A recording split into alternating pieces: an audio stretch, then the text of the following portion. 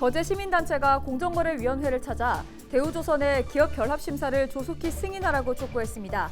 거제시의회도 13일 공정위를 항의 방문할 예정입니다. 12일 오전 5시 30분쯤 양산시 원동면의 한 야산에서 불이 났습니다.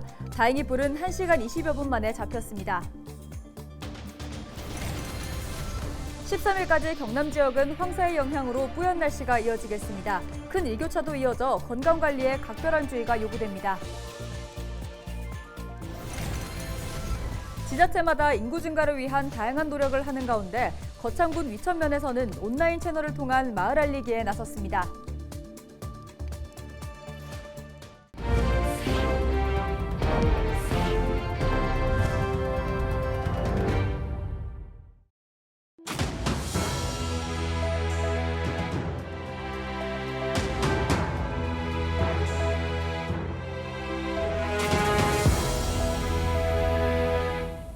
시청자 여러분 안녕하십니까? 헬로TV 경남뉴스입니다. 12일 오전 5시 30분쯤 양산시 원동면의 한 야산에서 불이 났습니다. 산림청과 양산시는 진화대원 94명과 진화장비 18대를 투입해 진화에 나섰으며 일출과 동시에 산불 진화 헬기를 투입해 불을 껐습니다. 불은 1시간 20여 분 만에 잡혔습니다. 산림당국은 산불 발생 원인과 피해 면적을 조사 중입니다. 지역의 인구를 늘리기 위해 저마다 인구 증가를 위한 다양한 노력을 하고 있습니다. 거창에서는 올해 1월부터 주민들이 직접 거창위촌TV라는 온라인 채널을 만들어 인구 늘리기에 나섰다고 합니다. 네, 거창군 위천면의 인구는 올해 3월 기준 지난해보다 20여 명이 더 늘었다고 합니다. 물론 온라인 채널의 효과로 보기엔 어렵겠지만 앞으로를 더 기대해보면 좋겠죠. 주민이 만들어가는 우리 동네 이야기, 그 현장을 전주현 기자가 다녀왔습니다. 거창 위천면의 한 마을. 서툴지만 다양한 모습을 담아내기 위해 모두 촬영에 열중합니다. 위천면의 소식을 전하는 위촌TV 뉴스 촬영 현장입니다. 마을 주민들은 일일 기자가 되어 마을 구석구석을 소개합니다. 안녕하세요. 여기는 위천면 석재단지. 위천으로 들어오는 입구에 지금 벽화 작업을 하고 있습니다. 촬영 장비는 작은 카메라 한 대가 고작. 조금 열악하지만 지역의 인구를 늘리겠다는 마음만은 어느 방송국 못지 않습니다. 전문적이지 않지만 B급 감성을 기반으로 위천면의 다양한 모습을 전달할 수 있게끔 더욱 정진하겠습니다. 재밌었던 기억밖에 없긴 합니다. 이게 이장님들하고 마을 주민분들도 그렇고 이제 학생들, 청소년 덕유중 학생들도 그렇고 이렇게 촬영을 한다고 하면 협조를 너무 잘해주셔가지고 엔진하는 장면도 재밌었고 촬영하는 전반적인 과정이 다 재밌게 촬영이 잘 됐던 것 같습니다. 지난 1월부터 시작한 유튜브 채널의 구독자 수는 100여 명.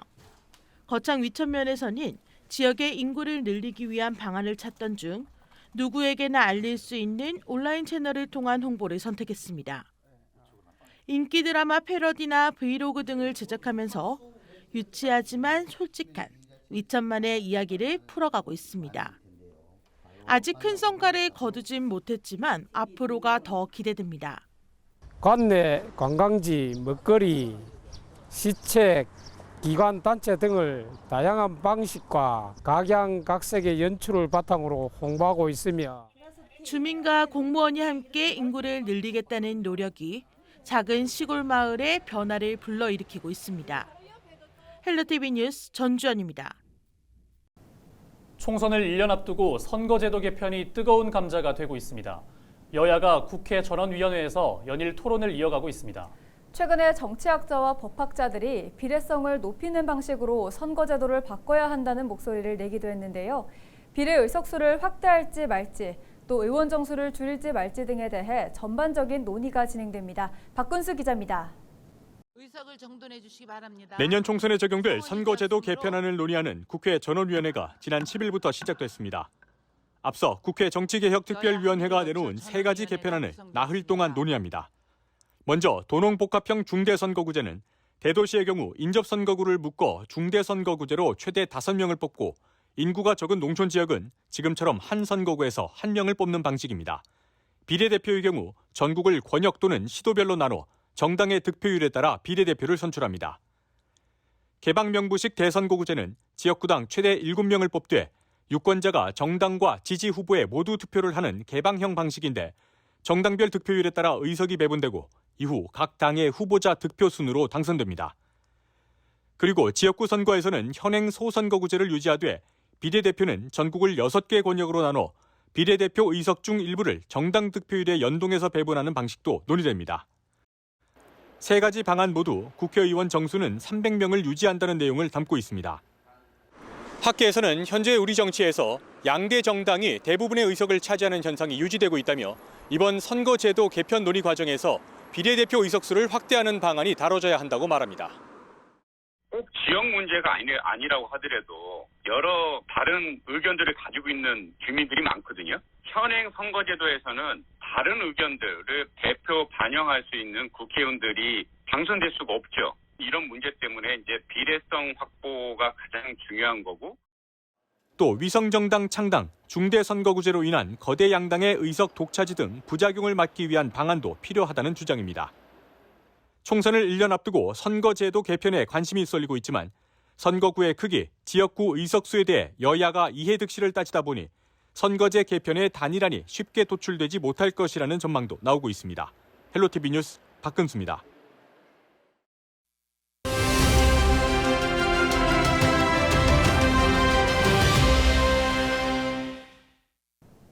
경남에도 황사가 덮치면서 온종일 뿌연 하늘이 펼쳐졌습니다. 가뜩이나 대기질도 안 좋은데 일교차도 크다고 하니 각별한 주의가 필요해 보입니다. 경남 지역의 자세한 날씨 소식 알아보겠습니다. 부산지방기상청 박미은 예보관 전화 연결돼 있습니다. 예보관님 안녕하세요. 네, 안녕하세요. 네, 예보관님 황사로 전국이 뿌였습니다. 언제쯤이면 맑은 하늘을 볼 수 있을까요? 고비 사막과 내몽골 고원에서 발원한 황사가 북서풍을 타고 우리나라로 유입되면서 12일 경남 대부분의 지역에서 황사가 관측되고 있습니다. 이번 황사는 13일까지 우리나라에 영향을 줄 가능성이 높겠습니다. 요즘 큰 일교차가 이어지면서 환절기에 감기로 고생하는 분들 많습니다. 13일도 큰 일교차가 예상이 됩니까? 북서쪽에서 찬 공기가 유입되면서 13일에는 경남 내륙 대부분의 지역에서 아침 기온이 5도 이하로 떨어지고 낮에는 기온이 20도 이상으로 오르면서 낮과 밤의 기온차가 20도 내외로 매우 크겠습니다. 이로 인한 건강 관리에 유의하시기 바랍니다. 네, 황사를 잠재워줄 비 소식도 들리더라고요. 건조한 날씨로 산불도 이어지면서 비 소식 궁금해하는 분들도 많으신데 경남은 어떨까요? 네, 14일 오후부터 15일 사이 경상남도에 비 소식이 있습니다. 그러나 기압골의 발달 정도와 이동 경로에 따라 비가 내리는 지역이 바뀔 가능성이 있으니 최신의 기상 정보를 참고하시기 바랍니다.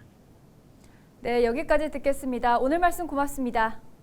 네, 감사합니다. 네, 지금까지 박미은 예보관과 경남 지역 날씨에 대해 알아봤습니다. 다음 소식입니다. 미세먼지가 매우 나쁨으로 발령되자 경상남도 교육청이 일선 학교의 체육활동을 실내 활동으로 대체할 것을 지시했습니다. 경남도 교육청은 12일 오전 도내 초중고등학교에 이 내용을 포함해 창문 닫기와 물걸레 청소, 공기 정화 장치 가동 등의 내용을 담은 미세먼지 경보 발령 알림 긴급 공문을 보냈습니다. 또 도교육청 기후환경교육추진단과 초등교육과, 중등교육과, 유아특수교육과로 구성된 미세먼지 비상대책반을 경보 해제 시까지 운영한다고 밝혔습니다.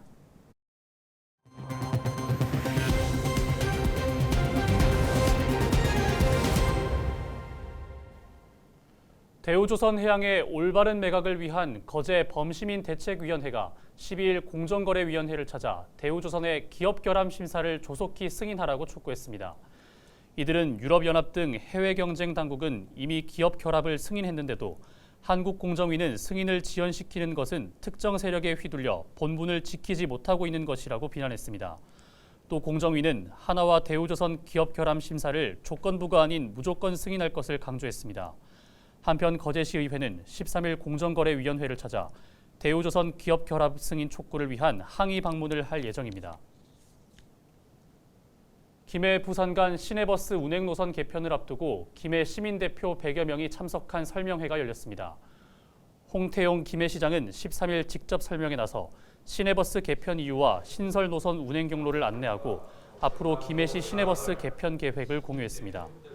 김 시장은 이번 노선 개편으로 김해에서는 4개 노선이 폐선되고 대체 노선이 신설되며 부산 지역 회차지는 덕천역으로 확정됐다고 설명했습니다.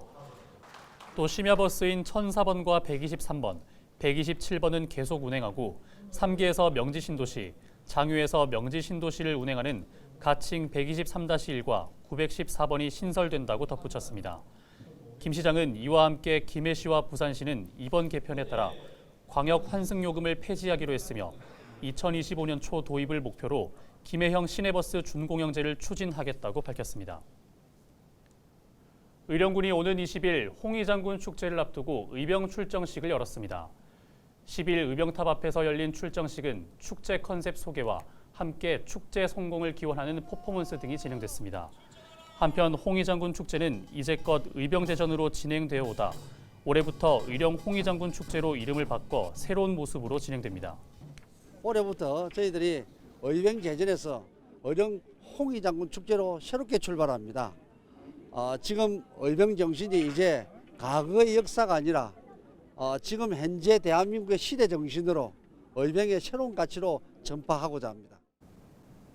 천연기념물인 창녕 우포 따오기가 올해 첫 부화에 성공했습니다.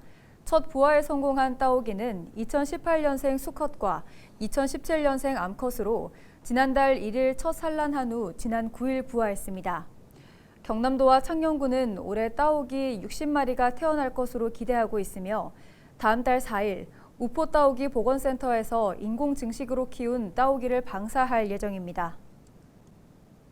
창원 문화복합타운 수탁기관 선정위원회가 본격적인 활동에 나섭니다. 선정위원회는 공정성을 위해 분야별 민간 전문가와 시의원 등 9명으로 구성됐으며 창원 문화복합타운 운영자 선정 과정의 심의 의결을 담당하게 됩니다. 또 운영자 선정평가를 전담하는 소위위원회를 별도로 꾸릴 계획입니다. 창원시는 올해 안으로 창원 문화복합타운 운영자 선정을 마무리하고 내년 정상 운영에 나설 예정입니다. 코로나19로 열리지 못했던 합천 황매산 철쭉축제가 4년 만에 열립니다. 오는 29일부터 5월 14일까지 열리는 합천 황매산 철쭉제는 다시 돌아온 황매산의 봄, 여러분께 드립니다를 주제로 다양한 볼거리와 체험거리로 상춘객을 맞이합니다. 올해 황매산 철쭉은 따뜻한 날씨로 지난해보다 5일에서 7일 정도 빠른 4월 셋째 주에 개화해 5월 초중순에 질 것으로 예상되고 있습니다.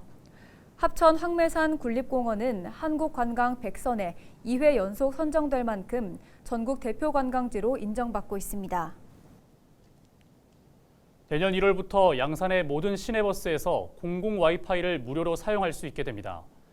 양산시는 올해 말까지 지역 시내버스 220대와 버스 정류장 31곳 등에 무료 공공 와이파이를 구축한다고 밝혔습니다. 또 2019년에 구축된 시내버스 공공 와이파이 134대도 LTE 기반에서 5G 통신 기반의 장비로 모두 전환한다고 덧붙였습니다. 현재 양산에서는 시내버스 201대를 포함해 다중 이용 장소 등 315곳에 584대의 공공 와이파이 서비스가 제공되고 있습니다. 합천 출란이 특허청의 지리적 표시 단체 표장에 등록됐습니다. 출란 풍목이 지리적 표시 단체 표장에 등록된 것은 전국 최초이자 화훼 분야 최초로 합천은 앞으로 합천 출란 명칭에 대한 독점 배타적인 권리를 확보하게 됐습니다. 합천은 2018년부터 출란을 신소득 작물로 육성해 왔으며 상표 등록 출원 2년여 만에 단체 표장 등록을 받게 됐습니다. 주식회사 무학 좋은데이 나눔재단이 경상남도 미래교육재단에 후원금 1,000만 원을 쾌척했습니다. 좋은데이 나눔재단 최재호 이사장은 12일 경남도 교육청을 찾아 아이조아 통장사업 후원금으로 1,000만 원을 기탁했습니다. 아이조아 통장사업은 경남 미래교육재단에서 도내 고등학교 1학년 학생을 선정해 매달 6만 원씩 3년간 적립해 지원하는 장학사업입니다. 의령군이 청년들의 주거안정 지원을 위해 이사 비용을 지원합니다. 대상은 의령군에 거주하는 만 18세 이상 45세 이하로 이삿짐센터 비용과 청소비, 중개수수료 등 실제로 납부한 금액에 대해 지역화폐로 지급합니다. 이상으로 뉴스를 마칩니다. 함께해 주신 여러분 고맙습니다.